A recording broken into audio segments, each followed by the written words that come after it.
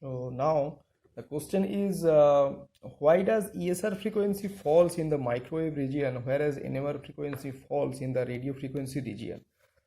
This has to be clear because we know that both the mechanism are basically same. That means the spin state of the either electron or nuclei will change in presence of the magnetic field, and when you applied a secondary radio frequency or suitable frequency of microwaves is applied perpendicular to the magnetic field orientation direction, then the spin state of the corresponding species, whether it's a nucleus or a electron, will change in presence of this field and energy absorption takes place. So now the question is, for electron its mass is very less, so it's appeared to be also fall in the same region, that means radio frequency region or somewhat more lower energy region. But why it's fall in the more higher energy region? So this has to be understandable, this has to be understand after discussing with this thing in the particular mathematical equations.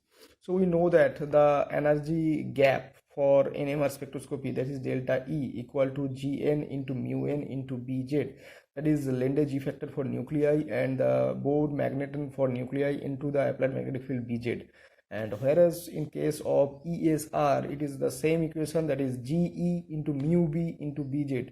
In case of electron we just denote it as mu b. Okay, so this is the nuclear electronic G factor, and mu b is the Bohr magneton for electron and Bz is the applied magnetic field.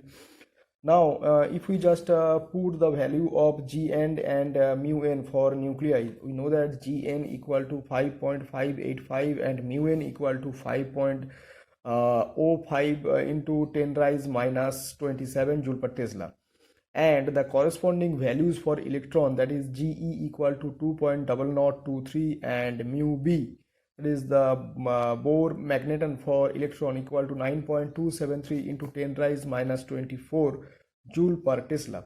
If we just take the ratio of this mu b and mu n, that is the Bohr magneton for electron and nucleus, then what happened? So mu b by mu n equal to, just put the value, it's approximately 2000. That means mu b, Bohr magneton for electron, is 2000 times higher than the Bohr magneton for nucleus, and the ratio of the magnetic moment associated with the electron spin to the nuclear spin is thus. That means we know that the nuclear moment associated with is the formula of for in case of electron equal to Ge into mu b into S, and in case of nucleus it's the formula of Gn into mu n into I. And both electron and nuclei have the spin quantum number I equal to half. So if I just put this value half and half here, so it will be cancel out easily. So the remaining terms are Ge into mu b and Gn into mu n. So after putting all those corresponding values, it comes out to be 660 times. That means the magnetic moment associated with the electron spin is 660 times higher than the magnetic moment associated with the nuclear spin. So from these two values we can easily understand that if the same magnetic field is applied for the both these cases, then the energy separation, or you can say the energy associated with this electronic motion, is much higher, at least 1000 times higher than the corresponding nuclear motion. So as we know that the separation between the two energy levels, that is of delta E, is directly proportional to the magnetic moment, because the formula is mu b into Bz.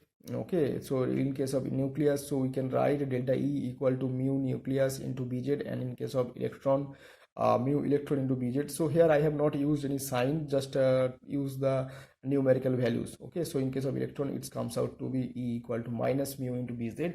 So just forget about this thing right now. Thus an unpaired electron, like a proton, has spin and magnetic moment, okay, such that it has two possible orientation in a magnetic field. The two orientation corresponds to the magnetic quantum numbers plus half and minus half that defines the two energy states, that is already discussed in the previous lecture. This state differs in the energy, that is delta E equal to H into gamma into Bz, where I have used another formula which is basically known as the Larmor precision, because we know that when the energy absorption takes place, that means definitely the resonance condition is fulfilled.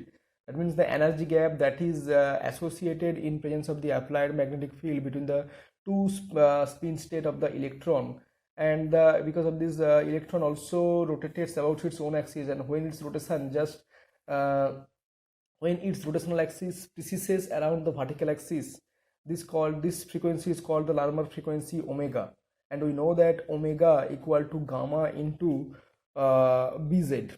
Okay, so when we just match the energy of this precisional energy, that means your radio frequency energy matches the precisional energy, then energy transition or energy absorption takes place. So if you just multiply this h with gamma h, that is Planck's constant, multiplied by this precisional frequency omega, which comes out to be directly h into omega into bz. So I have to use directly this formula, delta E equal to h into gamma into bz. Okay, you can check this formula also from the NMR spectrum, that is exactly the same. So the energy difference is given by delta E equal to h into gamma into bz, in which the gamma is the gyromagnetic ratio of the electrons, or it is the ratio of the nuclear moment mu divided by the nuclear spin quantum number I, or IH cross. Okay, so transition between the states occurs with absorption of radio frequency of radiation. Just a minute. Yes, transition between the states occurs with the absorption of radiation of suitable frequency on nu, and nu should be equal to gamma into bz. So because nu is the free because the gamma, that is the gyromagnetic ratio for free electron, is about 1000 times that of the gamma of the protons. So the frequency of absorption of the electron is about 1000 times that of the proton at the same magnetic field. That means if you put both a electron and a nuclei in the same magnetic field, then for electron to transition takes place, you have to apply 1000 times more energy for the electronic transition. That means the radio frequency source should have to be applied in 1000 times higher mode. Thus, the energy requirements falls in the microwave region, because we know that microwave possesses more energy than radio wave. So, ESR spectroscopy generally fall in the microwave region. Sometimes in some books it is mentioned that it's also appear in the radio frequency region, but for most of these cases or most of these species available, it's fall in the microwave region. So if anybody has to choose the correct option, they can easily choose it's a microwave. Okay.